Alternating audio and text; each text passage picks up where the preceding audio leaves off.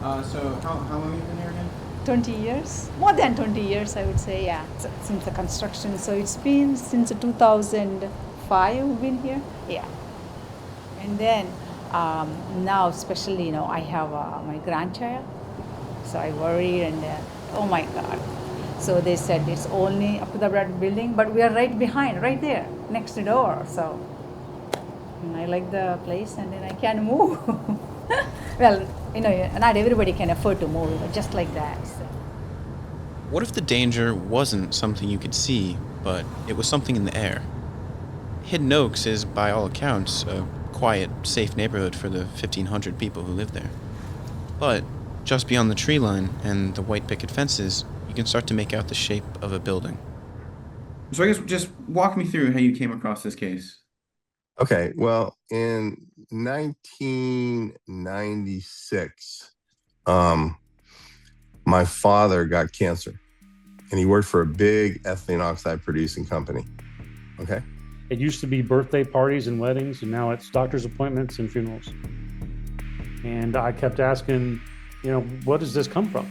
They said, well, there's two main things. It's either genetic or it's exposure.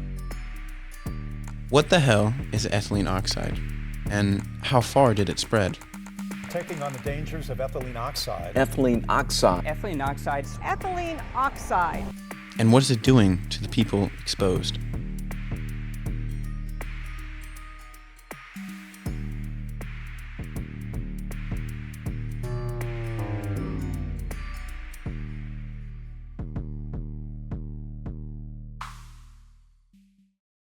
In the middle of a business park on an unremarkable road is this warehouse. For years, it was operated by a business called American Contract Systems, a small medical sterilization company based in the Midwest. They're a subsidiary of Owens & Minor, one of the largest medical distribution companies in the country, signing billion-dollar contracts with the Department of Defense. But you wouldn't know any of that just driving by. What did American Contract Systems, or ACS for short, do here? And what does it have to do with ETO? Ethylene oxide is a sterilization agent. It's not only a sterilization agent, it is the most effective. Soap and water isn't enough to make equipment sterile. Specialized chemicals are needed to kill all bacteria and anything else. And what it does is they put these pallets, they put it into the sterilization unit, and they pour ethylene oxide through gas. It's a gas. Ethylene oxide can now be injected in the chamber. Liquid EO runs from the bottle to the vaporizer, where it is heated. They soak it. But the poison is so good that it goes through the saran wrap, the box, the pallet, the little boxes, into the syringe that's closed, and it kills everything, which is good for sterilizing stuff. Ethylene oxide was discovered by Charles Wurtz in 1859. It was known to be a mutagen since the 40s and an occupational carcinogen since the 80s. But in 2016, the EPA used new data to upgrade its risk, calling it carcinogenic to humans, cancer-causing. Now, ethylene oxide is invisible, odorless, colorless, tasteless. So nobody knows they're breathing it in.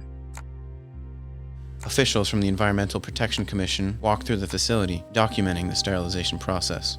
Per EPA regulations in 2019, facilities using 2 tons or more of ETO are required to reduce emissions by 99% via filtration. This facility was over that margin, yet had no filtration. This is a map of Temple Terrace. And this is a zoomed-in portion of it, around the business park. This is the sterilization facility at 7802 East Telecom Parkway. Directly adjacent to it is an apartment building and a large neighborhood.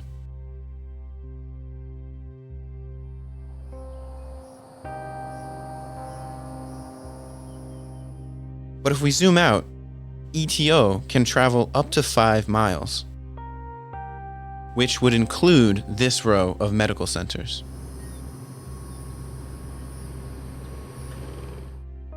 large universities,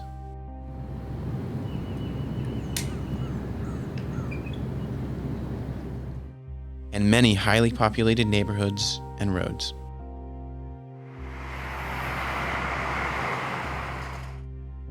The lawsuit alleges ACS discharged tons of ETO, which is genotoxic, mutagenic, and carcinogenic. They did this in an area housing between 150 to 180,000 people, surrounded by schools, childcare centers, and even churches.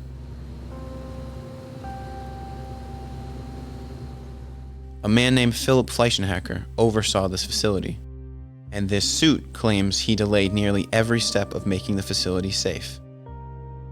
He even waited 2 years to install the scrubbers after they were delivered. But why?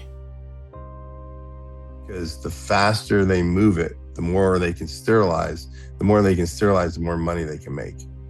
And it's really a situation of profit over people. And people are dying, and people are getting sick, and they were never told. Where did this come from? Because I have no family history. I was diagnosed in 23, but I was already symptomatic when I got diagnosed with lymphoma. And I generally just had no energy at all. I just couldn't understand. It was something beyond just the aging. And I have to go to my dermatologist about every 4 months because the nature of my type of lymphoma lends itself to skin cancer. So I can't tell you how many surgeries I've had removing stuff from, skin cancer.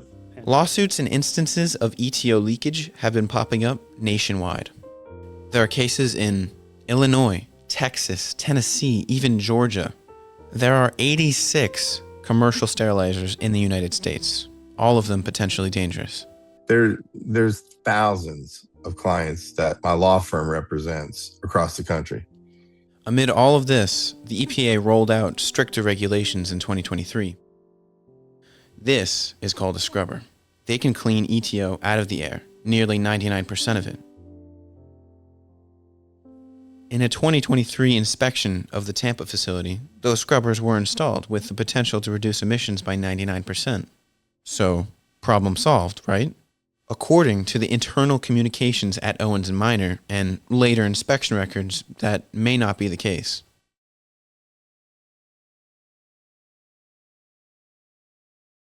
That's probably been the most shocking thing to me is, how you can live next to something like that and not be aware of it. That's, I think awareness would be my biggest goal. It'd be nice to know someplace like that exists when you live somewhere. That'd be my primary thing, because I know what I went through. I wouldn't wish it on anybody. And enjoy life, because nobody ever knows how much time they got. So live for today, brother, because tomorrow is not guaranteed to anybody.